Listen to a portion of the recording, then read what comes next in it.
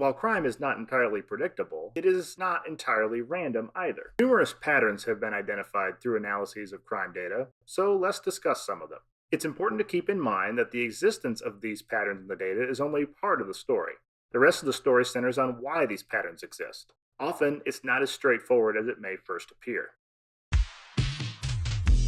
First, there are ecological and temporal patterns by season, climate, temperature, day of the month, and region. Weather has been found to impact crime.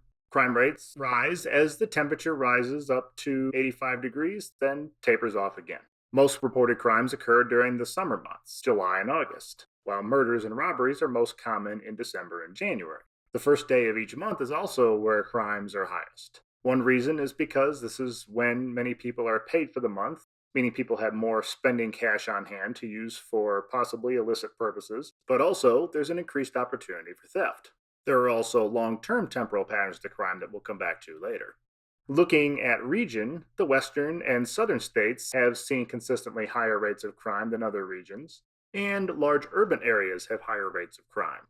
More people interacting together in a concentrated area, more opportunity for crime. We talked about this last week, and we'll come back to it again, specifically when we talk about social disorganization theory. Next, while individuals do commit crimes on their own, crime also tends to occur in groups of individuals co-offending together. Crimes can be carried out with any number of accomplices. And of course, there is the more formal group-based nature of gangs, organized crime, and terrorist groups. But crime also occurs as a result of networking more generally, where motivations and ideas to engage in different types of crime, methods, skills, information, opportunities are all spread through informal social networks, even when a specific crime is carried out by just one person. Another pattern is the use of firearms. Guns play a major role in crime. It is the weapon of choice for about 70% of all murders, and on average, nearly 300,000 additional non-fatal victimizations each year.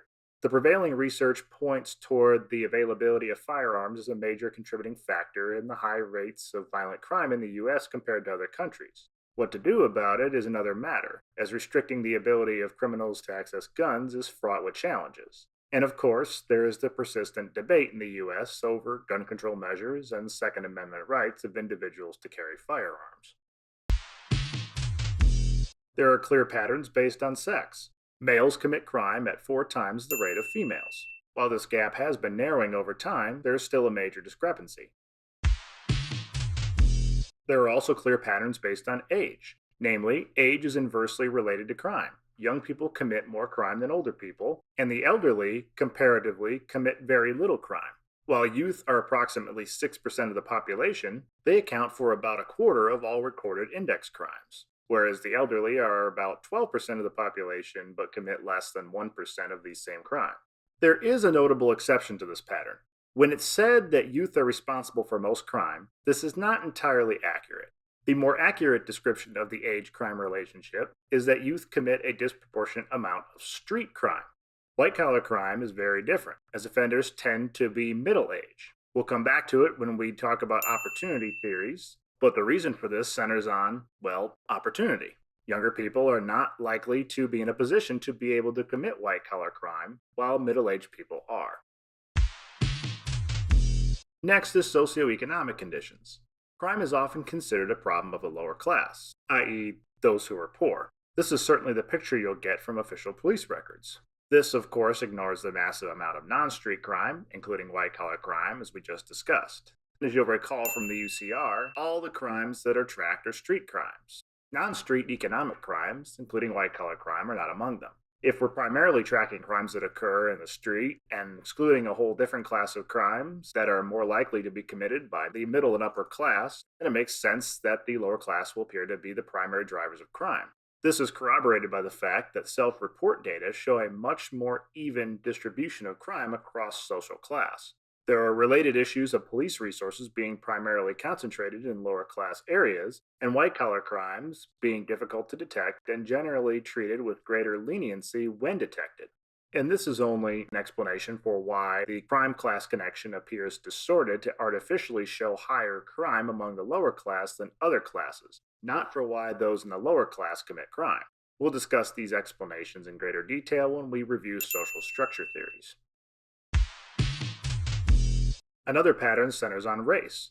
Members of subordinate racial groups, i.e., in the US, non whites, are involved in a disproportionate amount of crime both as an offender and as a victim. This does not mean non whites are inherently more likely to be criminal. There are a myriad of reasons why the official statistics are heavily skewed.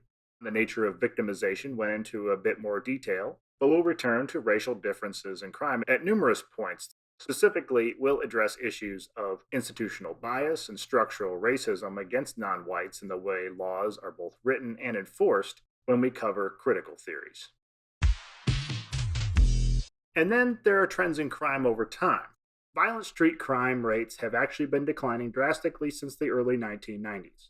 This is coming down from historically high levels of street crime in the 1970s and 1980s. Victimization rates have also been declining across all age groups, with the most substantial decreases being violent crimes against youth ages 12 to 17.